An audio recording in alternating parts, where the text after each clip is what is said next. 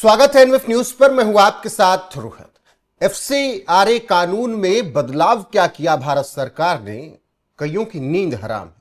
खास करके वो जो इस देश में विदेशी चंदे के नाम पर फंडिंग तो लेते थे लेकिन उसका गलत इस्तेमाल करते थे। अब जब इतना बदलाव हो रहा है तब फिर ईसाइयों का संगठन भी गृह मंत्री अमित शाह से मिलने पहुंच रहा है। दुनिया के तमाम और देश परेशान हैं और देश में रहने वाले जो चंदा लेने वाले थे उनकी भी हालत खराब है, क्योंकि गृह मंत्री अमित शाह ने बहुत सही से पॉइंटर्स टिक कर दिए हैं कि अब ये नहीं चलेगा। मेरे साथ इस वक्त राजनीतिक समीक्षक वेद शर्मा जी हैं, उनसे ही एफसीआरए पर मचे बवाल को लेकर बातचीत करेंगे। बहुत बहुत स्वागत सर आपका एनएफ न्यूज पर। धन्यवाद रोहित भाई। एफसीआरए को लेकर जो बदलाव किया सरकार ने, उसके बाद सबसे ज्यादा दिक्कत आपको क्या लग रहा है, किसे हो रही है? देखिए, मैं बहुत स्पष्टता के साथ इस पे बात करूंगा और मैं कुछ बिंदुओं के माध्यम से आपके दर्शकों को समझाने का प्रयास करूंगा। आपने देखा कि अभी कुछ दिनों पहले अमेरिकी राष्ट्रपति डोनाल्ड ट्रंप के बहुत ही खासम खास मार्क रूबियो भारत के दौरे पर आए, और वो भारत के दौरे पर आए, उन्होंने दिल्ली लैंड नहीं किया, उन्होंने कलकत्ता लैंड किया। कलकत्ता लैंड करने के बाद वो जो मदर टेरेसा की संस्था है, सबसे पहले वहां गए। आप देखिए, इन अमेरिकन्स की जो प्रायोरिटीज हैं वो बहुत सेट हैं, और जितना हम जियोपॉलिटिक्स में समझते हैं उससे एक इशारा देने की कोशिश की गई कि ये हमारे एसेट हैं, इनको परेशान ना किया जाए। और आपने सुना होगा कि तमाम अमेरिकी सीनेटर के भी पेट में दर्द हो रहा है, वहां पे भी गाहे बगाहे बात हो रही हैं। सिर्फ वहीं नहीं, यूरोप के बड़े सारे देशों के पेट में मरोड़ उठ रही है। आप बताइए, आज तक जो डॉलरों का चंदे का धंधा इस देश में चलता था, बड़ी बड़ी मिशनरीज यहां पे धर्मांतरण का खेल खेलती थी, आज आप जाकर देखिए पूर्वोत्तर के राज्यों में हिंदू अल्पसंख्यक हो गया है। इस देश में जो दूसरी सबसे बड़ी बहुसंख्यक प्रजाति है, जो जनसंख्या है, उसको अभी भी कंधे पे उठाकर अल्पसंख्यक बताया जा रहा है, परंतु अपने ही देश में 7 प्रदेशों में हिंदू अल्पसंख्यक हो जाता है, उसको अल्पसंख्यक का दर्जा नहीं मिलता है। तो ये जो डॉलर का खेल इस देश के अंदर चल रहा था, इस देश की सरकार ने इसको भली भांति स्टडी किया, इसके पैटर्न को समझा, और ये देखा देश की एजेंसीज ने कि विदेश से आने वाला जो चंदे के नाम पर धंधा है वो किस प्रकार से हमारे देश को, हमारे समाज को खोखला करने पे लगा हुआ है। आप बताइए, अगर मैं कोई नौकरी पेशा हूं, मैं कोई व्यवसाय करता हूं, तो मुझे जो है तमाम प्रकार के टैक्स देने पड़ते हैं। अगर मैं कोई कॉन्ट्रैक्टर हूं, कुछ कोई पेमेंट लेता हूं, कोई एडवांस लेता हूं, तो उसके ऊपर टीडीएस कटता है। तो ये जो तमाम सो कॉल्ड एनजीओज हैं, ये पता नहीं कौन सा धंधा इस देश के अंदर चलाते हैं।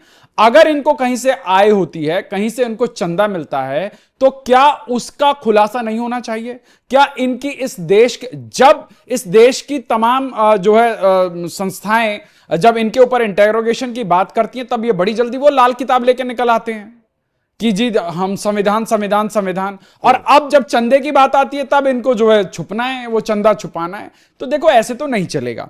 जब आपको इस देश के अंदर अधिकार चाहिए, आपको इस देश के अंदर सारी स्वतंत्रता चाहिए, तो आप जो ये चंदे के धंधे में खेल कर रहे हैं, इसका भी स्पष्टता के साथ सरकार को जवाब देना होगा। आपने देखा होगा कि जब जम्मू कश्मीर में क्रैकडाउन हुआ, जब नोटबंदी की गई, उसके पश्चात आपने देखा होगा कि कैसे जो है पत्थरबाजी की घटनाएं कम हो गई। उसके बाद भी उनका इकोसिस्टम कैसे काम करता था। हमने बहुत सारे पैटर्न देखे कि कैसे विदेशों से जो है टूरिज्म के नाम पे वहां के तमाम लोगों को जो है एडवांस बुकिंग में पैसा आता था, उसके बाद कैंसिलेशन हो जाता था, फिर वो पैसा फोरफीट हो जाता था, और वही पैसा जो है डिसबर्स हो जाता था उन पत्थरबाजों को। तो सरकार ने जब जो है जो सारे लूप होल्स को देखकर नियम बनाना चालू किया, तो जो इस देश के अंदर बड़ी बड़ी मिशनरीज हैं, जो धर्मांतरण के बड़े बड़े रैकेट हैं, जो इस देश को जो है तमाम प्रायोजित आंदोलन के माध्यम से खोखला करने पर लगे हुए हैं, उन लोगों के पेट में मरोड़ उठना शुरू हो गया। यही वजह है कि गृह मंत्री अमित शाह से मीटिंग करने के लिए पहुंचे ये संगठन ईसाइयों के। लेकिन वहां पर एक बात जो निकल कर आई, ईसाई संगठनों की तरफ से कहा गया कि भैया आता है 2000 करोड़ से ज्यादा का चंदा आता है सालाना, हमारा तो उसमें 3000 करोड़ है, बाकी 17-18 हजार करोड़ तो हमारा है ही नहीं, तो हम पर इतना बैन क्यों लगाना? देखिए, देश कानून से चलेगा, देश संविधान से चलेगा और पाई पाई का हिसाब देना पड़ेगा। और जो इन so called NGO, so called धार्मिक संस्थाओं के आड़ में इस देश की व्यवस्था के साथ खिलवाड़ होता आया है, अब ये सब बंद होगा। तो ये चंदे का धंधा अब ज्यादा दिन चलेगा नहीं, क्योंकि इस देश की सरकार ने उन लोगों के सामने घुटने टेकने से साफ मना कर दिया है जो पूर्ववर्ती सरकारें करती आई हैं। क्योंकि जो लोग जिनका नमक खाते थे वो उनका नमक का जो है कर्ज अदा करते थे। ये सरकार बिल्कुल एक संवैधानिक व्यवस्था के अनुसार देश को आगे बढ़ाने के लिए सतत प्रयासरत है और अब किसी को वो लेवरेज नहीं मिलेगा। और सबसे मजे वाली बात आप देखिए, जैसे ही सरकार ये एफसीआरए के जो नॉर्म्स में टाइटनिंग करनी शुरू हुई, अचानक से आपने देखा कि राम मंदिर के ऊपर अटैक शुरू हो गया। जिन लोगों ने आज तक राम मंदिर के नाम पे 1 रुपए का दान नहीं दिया, वो भी जो है राम मंदिर के चंदे का जो है हिसाब मांगने लग गए। जिनकी नानी को, जिनकी दादी को मंदिर से और राम से परेशानी होती थी, वो आज सुंदरकांड के पाठ करा रहे हैं। आप देखिए इस देश में चुनावी हिंदू, जो लोग ये बोलते थे कि जी हम पूजा ही नहीं करते। वेद जी, अभी मैं वो 2000 करोड़ वाले चंदे पर ही थोड़ा और विस्तार से बात 20,000 करोड़। हाँ, तो उसमें 3000 करोड़ मान लीजिए, 20,000 करोड़ में से 3000 करोड़ ईसाई मिशनरियों के पास आ रहे हैं, लेकिन जो 17,000 करोड़ है वो किसके पास जा रहा है, ये सवाल है मेरा। देखिए रोहित भाई, इसमें चाहे वो 3,000 करोड़ हो, चाहे 15,000 करोड़ हो, चाहे 20,000 करोड़ हो, ये चंदा जिसके पास भी आ रहा है, जो भी बाहर से डोनेशन ले रहा है, क्या लगता है कि ये 17,000 करोड़ और किन के पास जा रहे हैं? देखिए, कुछ लोग उसको ओपनली एक्सेप्ट कर रहे हैं कि हमें आ रहा है, कुछ लोग एक्सेप्ट नहीं कर रहे हैं। देखिए, सिस्टम के माध्यम से जो पैसा आ रहा है, इसमें वो मदरसे हैं जो अवैध गतिविधियों में शामिल हैं, वो आंदोलन जीवी इसमें हैं, और तमाम वो एनजीओ हैं जो कश्मीर को काटने की, असम को काटने की बात करते रहते हैं। देखिए, वो तमाम एनजीओ आईएनजीओ हैं, कुछ धार्मिक संस्थाओं के रूप में है, कुछ सामाजिक संस्थाओं के रूप में है, और उन सबको इस चीज का हिसाब देना पड़ेगा, क्योंकि बहुत सारी इस चीज के अंदर अनियमितता है। पैसा डोनेशन के माध्यम से आता है और वो देश विरोधी जो है तमाम कार्यकलापों के अंदर वो प्रयोग होता रहा है। और अब सरकार ने मन बना लिया है कि इनको अब वो कोई छूट नहीं मिलेगी कि आपने मुखौटा एक पहना है और आप काम दूसरा कर रहे हैं। तो आप समाज के अंदर ईसाई मिशनरियों पर ही कंट्रोल किया जाएगा? नहीं, बिल्कुल ऐसा कुछ भी नहीं है, ऐसा कुछ भी नहीं है। ऐसा देखिए, जिसके मन में चोर है, जो 2 नंबर का काम कर रहा है, उसको तो परेशानी है। और लोग विरोध क्यों नहीं कर रहे हैं? चाहे अगर मैं विदेश से चंदा लूंगा तो भी मुझे सरकार को सारी जो है अपडेट्स देनी पड़ेंगी, सारा पूरा का पूरा चिट्ठा देना पड़ेगा, क्यों ले रहा हूं, कैसे ले रहा हूं, कहां खर्च करूंगा, क्या है, वो तो देना पड़ेगा ना सरकार को।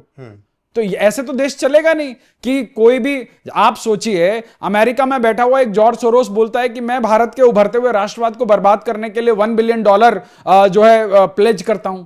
तो देश को पता तो लगे कि भाई वो $1 बिलियन किसके माध्यम से इस देश के अंदर आ रहा है, कोई वो एफडीआई तो लेकर नहीं आ रहा। तो ऐसे ही चैनल वो प्रयोग किए जाते हैं। आपने देखा होगा ओपन सोसाइटी इस देश में तमाम जो है सो कॉल्ड पत्रकारिता, सो कॉल्ड खोजी संस्थाएं, सो कॉल्ड एनजीओ आईएनजीओ को फंड करता है।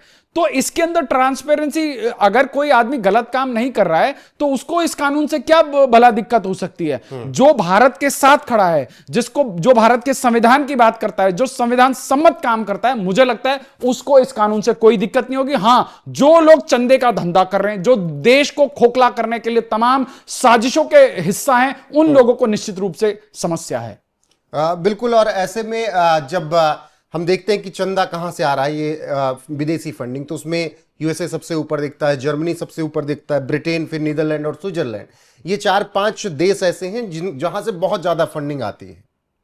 तो क्या लगता है कि इन देशों को लेकर भी कुछ नियम, कायदे, कानून थोड़ा सख्त किए जाने चाहिए? बिल्कुल किए जाने चाहिए। आप बताइए, अमेरिका इस देश में अपने आप को सो कॉल्ड सुपर पावर समझता है। वो कोई दादा है क्या कि उसके लिए कोई अलग नियम होने चाहिए, औरों के लिए कोई अलग नियम होने चाहिए? देखिए, अमेरिका की एक बड़ी अमेजिंग सी फॉरेन पॉलिसी है। मान लीजिए कि उसके पास 2000 सीसी की गाड़ी है और आपके पास 2500 सीसी की गाड़ी है, तो आप उसके लिए ऑटोमेटिक थ्रेट हो जाते हैं। तो वो उनका देखने का प्रोस्पेक्ट ऐसा है। मान लीजिए लीजिए हमारे पास ब्रह्मोस मिसाइल है, उनके पास जो है उस काट की मिसाइल नहीं है, तो वो हमें पॉसिबल थ्रेट के रूप में देखता है। तो जब उन लोगों की पॉलिसी ऐसी है तो हमारी पॉलिसी ऐसी क्यों नहीं होनी चाहिए कि हम अपना सेल्फ डिटरमिनेशन क्यों नहीं करें? हमें इस बात को क्यों यह सोचना चाहिए कि वो अमेरिका है? भाई अमेरिका भी हमारी तरह एक राष्ट्र है, तो जो हम अपने देश के हितों को साधते हुए नीति नियम बनाएंगे, ना कि हम किसी दूसरे राष्ट्र को खुश करने के लिए नीति नियम बनाएंगे, चाहे वो अमेरिका हो, चाहे वो नीदरलैंड हो, चाहे वो स्विट्जरलैंड हो, बीट एनी कंट्री। जहां जिस भी स्थिति में भारत की संप्रभुता, भारत के उन तमाम चीजों के ऊपर अगर आंच आती है, तो भारत को अपने बॉर्डर्स को, अपने हितों को सुरक्षित करने का पूरा अधिकार है, और भारत सरकार इसी जो है मार्ग पर राह प्रशस्त कर रही है। बिल्कुल। और जिस तरीके से एफसीआरए कानून में बदलाव हो रहे हैं, उसके बाद अब विदेशी फंडिंग जो भी आएगी कन्वर्जन में उसको आप यूज नहीं कर पाएंगे, देश के खिलाफ नहीं यूज कर पाएंगे, और एक एक पैसे का हिसाब अब सरकार के पास होगा। तो यही वजह है कि डरे सहमे हैं लोग जो अरबों खरबों खा रहे थे। बाकी वेद जी, आपका बहुत शुक्रिया, बने रहिए हमारे साथ लगातार। नमस्कार।